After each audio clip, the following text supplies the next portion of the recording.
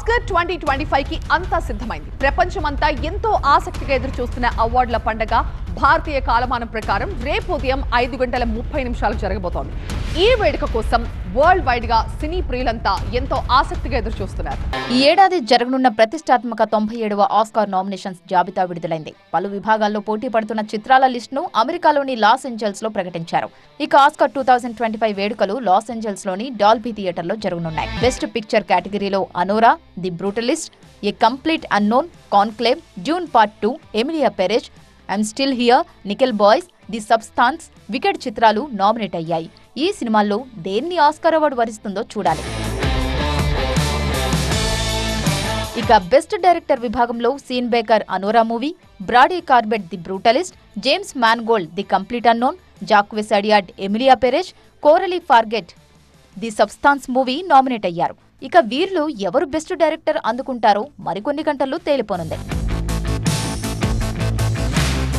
ఇక best actress విభాగంలో Cynthia Erivo Wicked movie, Karla Sofia Gascon, Emilia Perez, Mikey Madison Anora, Demi Moore the Substance, Fernanda Torres I'm Still Here movie nominate అయ్యారు. Best actress గా ఎవరు Oscar దక్కించుకుంటారో చూడాలి.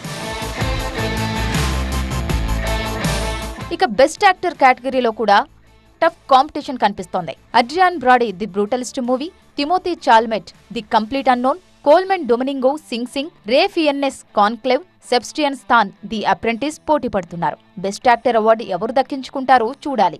ఈసారి Hollywood చిత్రం Emilia Perez అత్యధికంగా 13 విభాగాల్లో nominations దక్కించుకుంది. ఆ తర్వాత వికెడ్ మూవీ 10 విభాగాల్లో నామినేషన్లను సాధించింది.